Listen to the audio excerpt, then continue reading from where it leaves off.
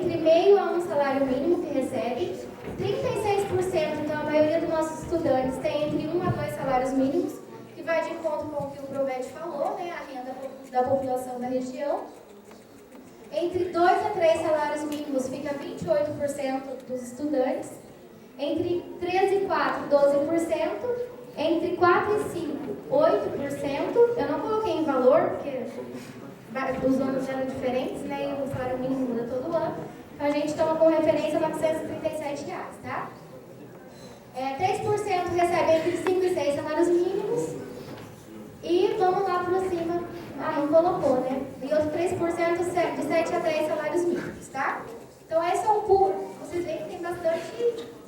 Metade tem até uma renda, até um salário mínimo e meio. E esse público é atendido pela assistência estudantil, tá? Desde que comprovou toda a documentação, não deixou de entregar nada. Então todos foram atendidos. E o restante daqui.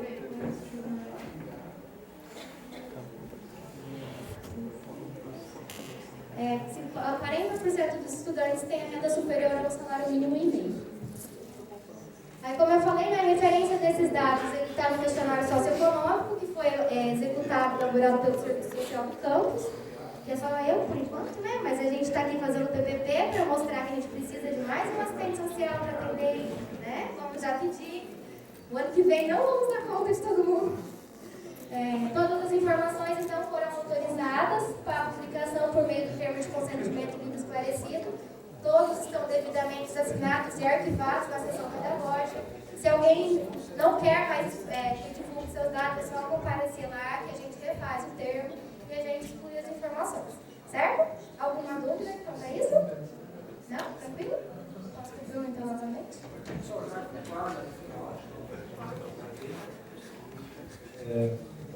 Continuando aqui com alguns itens do rito desse ato institucional.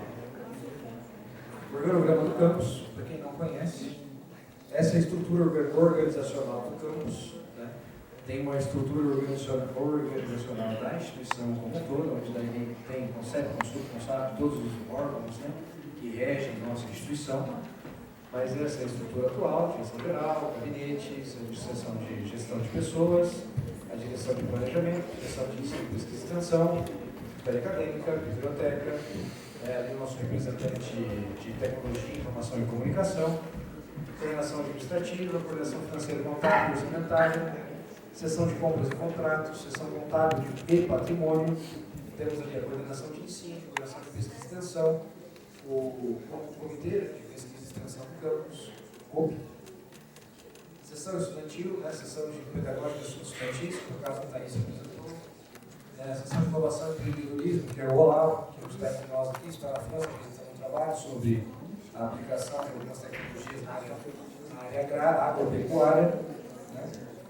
A seção de estágio de relações comunitárias é o Darlan, ele que vem promovendo relações com as instituições, onde vocês hoje têm galgado estágios, né? E já estão recebendo até em muitos desses estágios, né? Porque a ideia da profissionalização do INFPE é já também inseridos no mercado de trabalho. Né? E daqui você, por meio de estágios, já ter alguma renda, dali sair para o mercado profissional. Do NAPEG, né, para atendimento de apoio especial ao estudante, né? E o NIT, também o OLAB, que é a parte de patentes, né, de desenvolvimento de produtos. E temos uma patente desenvolvida aqui também na área de piscicultura, foi depositada na UTFPR recentemente, né, para a criação de peixes. Né? A Colômbia já está negociando essa patente com o professor, né, a LAR. Então, bem bacana. Outro item do rito é a distribuição de profissionais no campus, como que fica. Ficou escondido os números, né, mas eu sei mais ou menos de cor.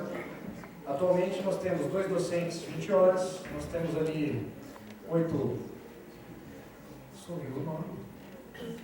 Perdão. Não vou conseguir ver, não me lembro o nome da vida agora. Eu sei que é 11. Aí, dedicação exclusiva, docentes, 34. Temos apenas 3 estagiários e 1 técnico administrativo, 30 horas. Pessoal, esse é o ato situacional que eu tinha para apresentar para vocês. O Provete apresenta agora para vocês a consulta pública, como que ela se dá, e ela é que tem os cursos votados, que daí serão as novidades para 2019, 2020, 2021 e assim por diante. É por meio dessa votação, dali que a gente pega os mais votados, faz todo um estudo semelhante a este, e parte para a apresentação de novos cursos aqui no campus. Certo? O professor Provete já deixou no jeito o computador ali, só trocamos o cabo, vocês já vão ver esses dados, e daí já finalizamos, ok? Obrigado, tempo. Posso mudar?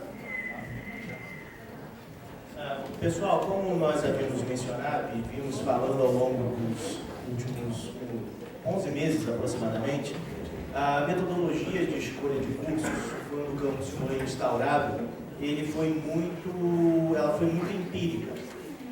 Ainda na gestão anterior foi tentado fazer uma espécie de consulta pública, mas ela foi bem restrita, com pouquíssimas opções que não fossem a própria proposta mínima legal estabelecida pela criação da rede federal, que eram os cursos de ciências biológicas, matemática, física e química. Então, com base em todas essas investigações que nós expusemos para vocês anteriormente, o grupo de pesquisas decidiu fazer uma consulta pública. Só um minutinho. E essa consulta pública ela foi construída, como eu disse, selecionando os principais pontos de empregabilidade que já geram emprego e renda hoje nos 16 municípios do entorno de Assis Chateaubriand, inclusive, tá? Cruzando os dados do IPARDES e do IBGE. E, ao mesmo tempo, essa consulta pública é uma espécie de abaixo-assinado, porque o cidadão que se inscreve para respondê-la, embora um pouquinho longa, ele coloca seu nome, endereço, que pode ou não ser, não é divulgado, mas ele é captado ali, identidade, CPF, e ali é feito um questionário socioeconômico e cultural. Por quê? Parte-se de uma teoria de um sociólogo da educação chamado Pierre Bourdieu, que acredita que todos são capazes de progredir educacionalmente. Porém, de acordo com o grau de exposição das famílias à escolarização, a maior ou a menor dificuldade em progredir na escolaridade pode ser um empecilho, o que ele chama de herança cultural.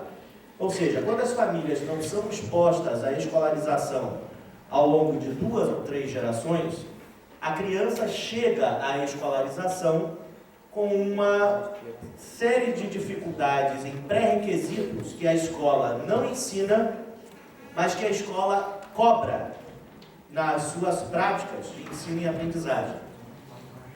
E essa é a diferença que eu mencionei na minha fala anterior, quando eu disse que uma grande dificuldade a ser superada é pegar famílias com baixa escolarização e estimular que os próprios adultos ingressem no processo para alcançarem mobilidade social com profissionalização. Porque se não fizerem isso, suas crianças conseguirão progredir? Certamente, com maior ou menor dificuldade, mas os índices de evasão, seja do município, do estado ou da federação, mostram que o Pierre Bourdieu tem algum sentido. Nesse particular, nós identificamos aqui, se vocês me desculpem, eu vou sentar só para facilitar aqui a operação do computador, tá? A gente observa aqui, no grau de escolaridade temos 312 respostas, essa pesquisa está no ar já há 1 ano, tá? É uma pesquisa múltipla, onde a pessoa pode votar em diversas opções.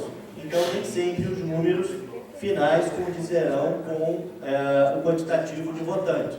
Porém, está aberta e é uma consulta de fluxo contínuo. Então, por exemplo, aqui nós observamos que no âmbito da escolarização, nós temos o aluno, predominantemente, o aluno que está estudando aqui no IF tem o ensino fundamental, então 13%, né, 43 respostas.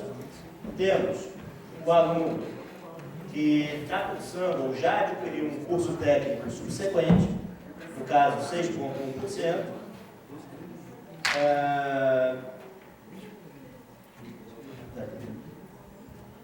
Ensino médio técnico integrado, né, com os 4 anos, 27%. No caso aqui, o ensino médio de formação geral, de 1º a 3º ano, 16%. Ensino fundamental 2, no caso, né, o 6º ao 9º ano, 21,5%.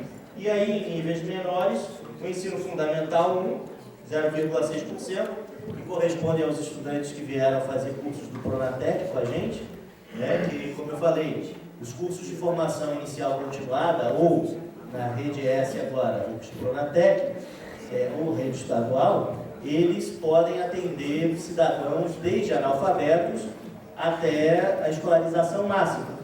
Hoje, o IF só tem essa ferramenta, porém, o IF de Assis não oferece cursos FIC.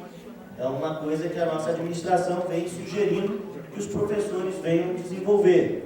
Mas é uma luta a ser vencida por aí. Dependemos sempre do apoio público para poder estimular essas criações.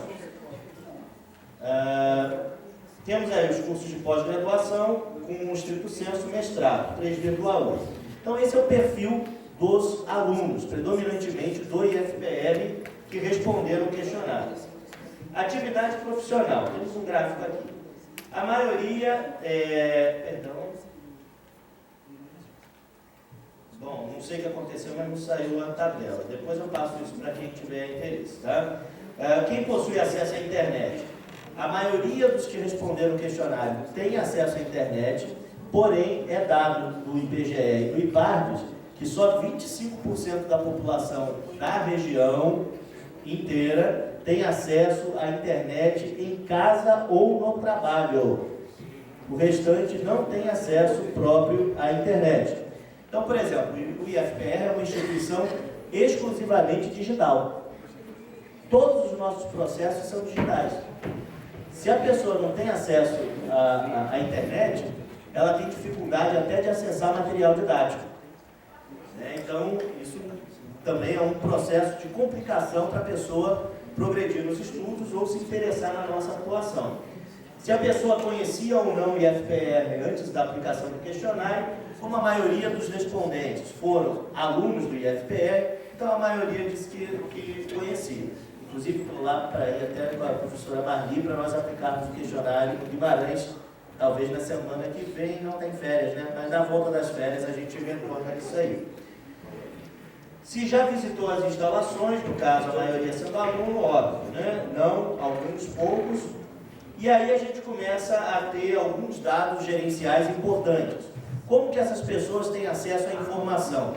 Porque se o IFPR é uma instituição predominantemente digital, a maioria das informações sobre concurso, sobre abertura de editais de transferência, concursos, renovações de matrícula, tudo é feito pela internet. Então, como que a pessoa conhece o IFPR? Como a pessoa acessa o IFPR? Como a pessoa interage com o IFPR? A grande maioria da população diz que usa a internet, a população votante aqui, né? Que foi a maioria nossa. Mas a gente sabe, de acordo com o IBGE e com o IPARDES, que a maioria da cidade usa um rádio para ter acesso à informação. Tá? Então, é óbvio que esses dados aqui vão sendo construídos de acordo com a participação das pessoas. Quantas pessoas da família trabalham? 51% afirma que são 2 pessoas, 24% apenas uma, 14,3% 3, 3,3% mais de 3, todas as pessoas, e aí a gente supõe que são mais ainda, né, mais pessoas, e nenhuma 2,3%, provavelmente estava em estado de desemprego. Né? Se a pessoa possui automóvel ou moto, no caso, ou não, né, no caso, a maioria dos alunos possui um meio de transporte, então corresponde ao perfil médio do paranaense, né, mesmo de baixa renda, possui acesso ao meio de locomoção. Se possui aparelho de televisão, por quê? Parece meio ridícula essa pergunta, mas é um dos critérios de índice de desenvolvimento humano, né, se a pessoa tem acesso à televisão em casa. A maioria do caso tem. Se possui rádio, então confirmando a informação da acessibilidade à veiculação de informações, né, de novidades. Se possui telefone em casa, no caso um telefone fixo, nós vemos uma tendência que é a telefonia móvel cada vez mais ampla, né, reduzindo os aparelhos de telefone fixos. Inclusive, para nós colocarmos o telefone aqui no campus foi um termo aguda, por conta dessa tendência do mercado. Quantos telefones celulares possui? Isso daqui para a gente chama um pouco de atenção, né? Que quando a gente tem aqui famílias com mais de 3 telefones, isso mostra que outras pessoas estão vinculadas à tecnologia móvel e também a questão do vício que ela promove, né? Porque se a maioria da tecnologia fosse usada para estudo e progresso, a gente tinha um perfil de desempenho muito melhor do que o pessoal que fica acessando as redes sociais para trocar informações. Né? Menos informações educativas, mais informações de ordem pessoal e afetiva. Mas, enfim, isso é um quadro para a nossa população aqui enquanto estudantes, né? Que responderam. Qual é o grau da escolaridade do seu pai? Aqui eu quero chamar a atenção de vocês para aquela teoria daquele sociólogo e para o problema que eu assinalei aqui quando falei dos dados de desenvolvimento regional. Atenção aqui, ó. 28% da escolaridade dos pais das pessoas que responderam ensino fundamental 1, ou seja, de 1º a 6º ano. Nossos alunos aqui do IF. Tá? No caso, vamos ver mais, 12,5 com o ensino fundamental 2. Então, não completou, só foi até o 9º ano, ok? Vai somando. 11,9% tem ensino fundamental completo, mas parou aí, não estudou. E por ter parado aí, dependendo da idade em que se encontra, não tem como estudar no IF. Porque o IF ou pega o ensino médio integrado, né, o aluno que sai do ensino fundamental na idade certa e começa a estudar com a gente, ou a pessoa fez o ensino médio fora e vem estudar com a gente para fazer o profissional, né, o que reforça aquela informação que eu mencionei a vocês. 10% tem ensino médio de formação geral, mas não concluso. Os pais, tá? A gente está falando dos pais dos alunos. 15% tem ensino médio de formação geral completo, e aí começam as minorias. O ensino médio técnico, só 1,3%, tem uma faixa aqui que eu nem consigo ver direito, tá lá, 0,6% que tem o ensino médio subsequente. Vocês veem o quadro de uma parcela aí, uma amostra, mas é uma parcela que já serve para a gente fazer algumas projeções. Curso superior de graduação incompleto, 2,9%. Curso superior completo, apenas 7,7%. Se eu não me engano, os dados do IBGE de 2010 atestam que assim Chateaubriand teriam 2.000 graduados na época do censo. Deve ter aí tido algumas formaturas, óbvio, né? Mas dentre os que se graduaram e ficaram na cidade produzindo riqueza, gerando empregos ou atividades produtivas, não deve ter sido um crescimento muito grande, né? Verdade seja dita aqui.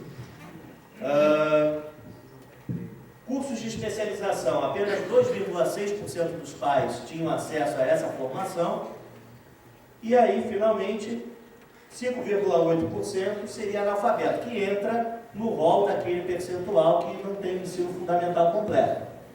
Se o sociólogo que eu mencionei aqui tiver razão, isso demonstra as enormes dificuldades que os alunos têm em interagir com os conteúdos, tanto escolares quanto das matérias técnicas, tá? Se aquele sociólogo estiver correto. Mas isso é só uma amostra, tá, gente? Votem, por favor, para a gente melhorar os índices da pesquisa. Qual é o grau de escolaridade da mãe? A mãe, hoje em dia, ela não só é a mamãe, mas ela também é referência social para diversos pontos de análise estatística, né? Então, nós temos aí um quadro também alarmante. 26% ensino fundamental 1, Vou começar por aqui só para a gente fechar o bloco. 5,1% é analfabeto, 9% ensino fundamental 2, do 6º ao 9º, ensino fundamental completo apenas 8,7% das mães, tá? Ensino médio de formação geral, terceiro ano, 9,6%, e de maneira geral a coisa vai andando, como são muitas, eu vou encurtar um pouco para não prender muito vocês. Mas o que eu quero dizer com esses números é que quando o aluno tem dificuldade em sala e a instituição não oferece o suporte acadêmico em horário de aula ou em horário complementar, e aí o aluno da noite é um aluno muito prejudicado nesse ponto, porque o IF fornece hora de atendimento para auxiliá-los. Mas se vocês trabalham, então ou a gente faz um trabalho à distância, caso vocês tenham acesso à internet, ou nada. E nas outras escolas, quando não existe a possibilidade de na hora de atividade ou de outra maneira o aluno receber esse suporte, não vai ser em casa que ele vai achar. Ele pode ter um grande estímulo do tipo, estuda meu filho, porque isso, se você pensa em ser diferente de mim, que você se estude para ter uma nova oportunidade, mas ajuda técnica e de formação, o que o Pierre Bourdieu chama de saber fazer, que vai dar essa prática pré-escolar para o aluno se dar bem nas atividades acadêmicas, ele não vai ter. E lembre-se, nós como uma cidade muito jovem, com menos de 100 anos, nós ainda estamos sofrendo êxodo rural. Então, as famílias que vêm do campo para morar na cidade não estão adaptadas nem à escolarização, porque não é uma necessidade para poder viver, nem estão adequadas às profissões urbanas, o que gera certas dificuldades também no apoio escolar. Então, quando a gente chama um pai de família, uma mãe de família para vir à escola, para ajudar no processo de ensino-aprendizagem do seu filho, muitas vezes a gente só conta mesmo com a intensa boa vontade do pai de querer fazer com que seu filho se dê bem. Porque de habilidade adquirida e de escolarização, o aluno só vai poder contar com os professores nessa hora. Tá? Isso é um complicador, pessoal. Vamos continuar aqui só para passar. E aí a gente levou a pesquisa para os avós. Isso aí mostra, então, radicalmente para o nosso grupo de teste aqui, até onde a coisa fica.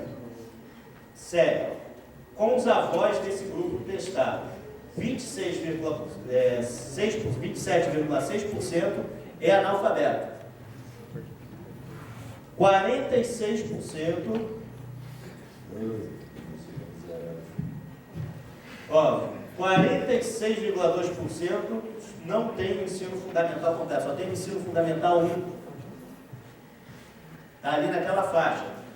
Por exemplo, se a gente pegar uma cidade como Brasiliana, onde a maioria dos adultos vão trabalhar nos frigoríficos, e as crianças ficam à tarde soltas, largadas com vizinhos, essa situação se agrava mais. É possivelmente uma cidade que está marcada para ser extinta. Assim que os mais idosos partirem dessa para uma melhor. Porque os jovens tendem a sumir, além de não se reproduzirem, não tem como quem criar e dar esse suporte às escolas. É uma coisa séria. O ensino fundamental 2 aí no caso é só 9%, e aí temos um pequeno número, ensino fundamental completo, apenas 10,9%. Então, gente, a coisa é feia. Daí a importância do que eu falei aqui no início da nossa fala, na primeira parte, sobre termos que traçar um plano intergovernamental para atuar junto à população, se é que a gente pretende ter realmente desenvolvimento regional em Assis Chateaubriand. Do contrário, é só um pouco mais do mesmo. Quem tem, tem. Quem não tem, fica sem. Só lamento. Vai procurar em outro lugar. Essa é a realidade. Continuando aqui, só para não prender muito, pessoal. Aí, vou pular um pouquinho. Nós selecionamos 220 cursos de formação inicial continuada que nós contamos encarecidamente que vocês acessem e mostrem qual é a preferência de vocês. Temos aqui cursos que podem atender desde analfabeto a graduação máxima. Porém, nem todos esses cursos nós temos profissionais contratados e habilitados para ministrá-los. É o que o professor Bruno mencionou, que nós temos uma capacidade limitada de atuação. Porém, esses que nós selecionamos são os cursos que hoje geram emprego e renda na região, na microrregião de Assis Chateaubriand, e que o Catálogo Nacional de Cursos Técnicos oferece. Ou seja, a instituição federal pode ofertar, desde que tenham todos os estudos técnicos, tenham as devidas contratações, parcerias, e que se viabilize a oferta desse curso. Alguns deles são possíveis, são muitas opções. Tá? Isso aqui será disponibilizado essa semana ainda não, já vai acabar, né? Mas semana que vem. Será disponibilizado no site para quem já quiser consultar e ter melhores detalhes. Nós temos vários cursos, são 220. Dos cursos técnicos integrados, nós temos algumas opções que despontaram apenas nesta amostra, por isso que é importante vocês participarem também. Exemplo aqui, o que está bombando aqui nas opções, é o curso técnico de enfermagem. Aqui é de conhecimento pessoal, eu tenho acesso à fiscal do Corém da nossa região, e já desde 2012 os municípios se matam por conseguir profissionais. É um Deus nos acuda. A pessoa, o cidadão comum aqui que quer fazer o curso de formação técnica nessa área, ele tem que ir para Cascavel, Toledo ou Umuarama.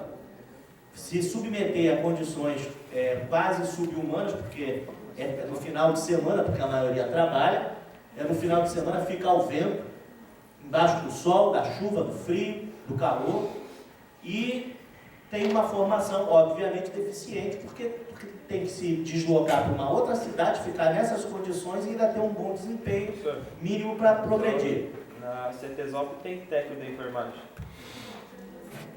Não, tem graduação em enfermagem. Você, num hospital, contrata um enfermeiro para coordenar 100 técnicos. E hoje, infelizmente, para a categoria, eu digo porque minha mulher é enfermeira, né? No caso em Palotina. Infelizmente, tem hospitais e municípios da região não, do estado do Paraná, que oferecem para o graduado em enfermagem estágio como técnico de enfermagem, porque não tem emprego. Demora 6 anos, às vezes, para conseguir emprego. Você quer um bom emprego? Vai lá para Pedra Branca do Amapari. Depois do final da rodovia federal que liga a capital do Amapá ao interior, você anda mais 2 dias de barco. Aí eles vão te dar uma casa, uma lancha, cesta básica, 5 a 10 mil reais. O piso em média é 980 reais. Enfermeiro. É o piso.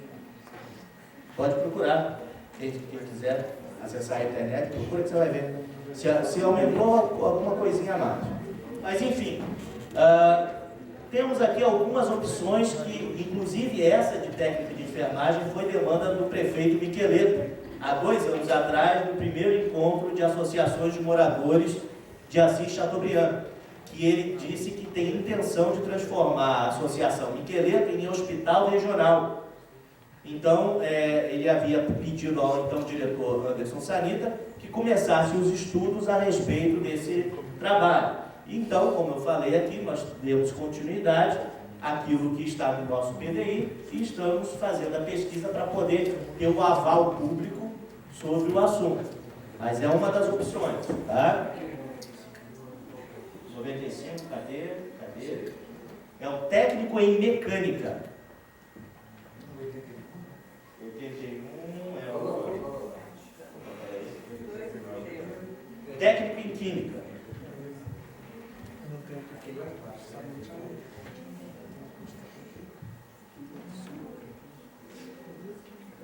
Técnico em redes de computadores. Eu quero mostrar para vocês que nem todos são possíveis de serem feitos agora, mas exigem um planejamento, um apoio popular, um estudo técnico para, em consulta pública, ser ratificado e então começarem os estudos de implantação. Ok? Bom, vamos lá, só para não prender muito vocês aqui. Tem uma pena, vai estar disponível aí para acesso. Quem tiver mais dúvidas pode nos procurar na direção também, por favor. Tá? Cursos superiores, quais são os que tem apontado aí? A primeira vez que é feita uma pesquisa ampla desse jeito aqui, hein, gente? Ó, esse 138 aqui, ó, engenharia civil, tradicional.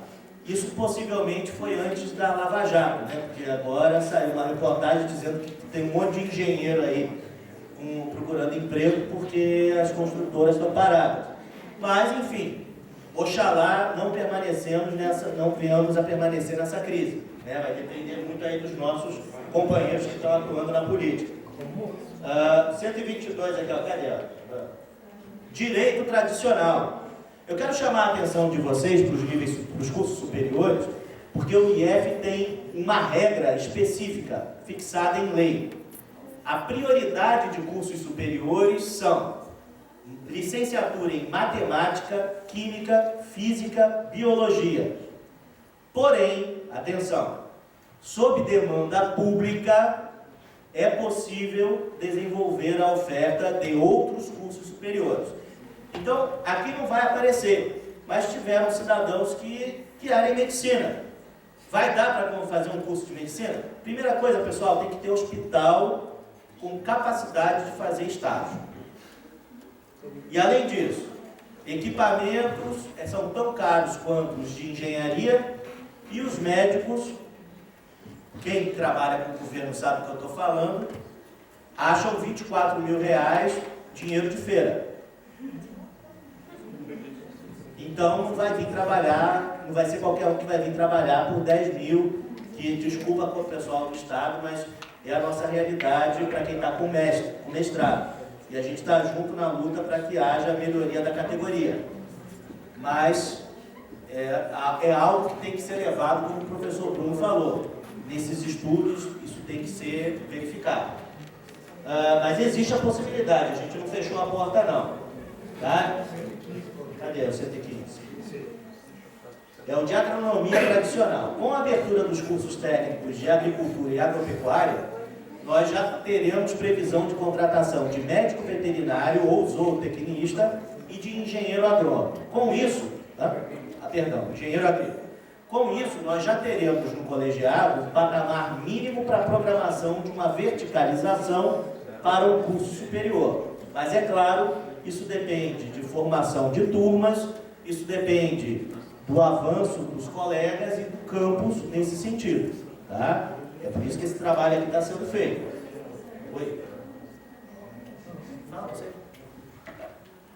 Bacana essa projeção de verticalização, que o aluno entra no técnico em agropecuária, já sai na agronomia, com perfil de aluno pesquisador desde cedo, né, e já emplaca nos nossos mestrados, aí, enfim, e uso da instituição desde o ensino médio até o ensino superior. Né?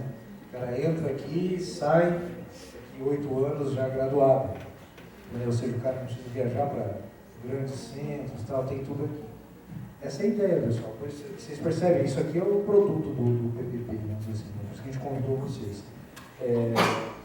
Esses índices aí é o que vai fazer a gente aqui trabalhar, para daí vir com outros cursos vermelhinhos, apresentar para vocês as propostas, igual estava lá no início, aquela lista grande, sabe? De cursos novos e tal, para 2000. Aqui está fechado para 2018, não podemos produzir mais nenhum.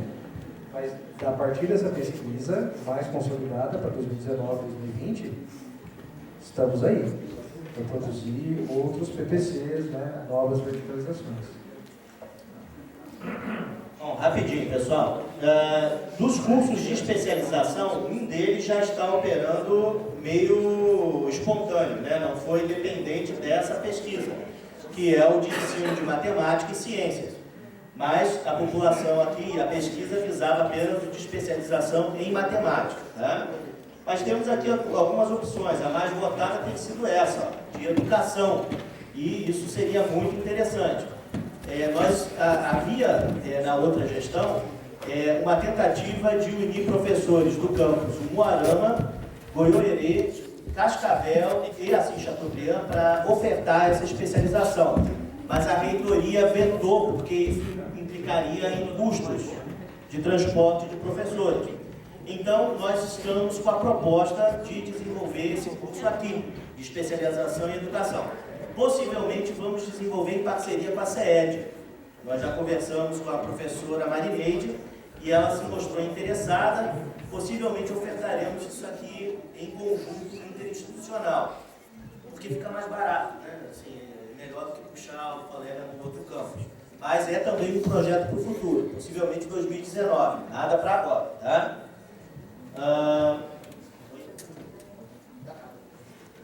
E só para acabar, pessoal, os cursos de mestrado que estão sendo ofertados, né, que foram identificados como possíveis. O mais votado está aqui na ordem, batendo isso, é o curso de mestrado em Biologia, tá?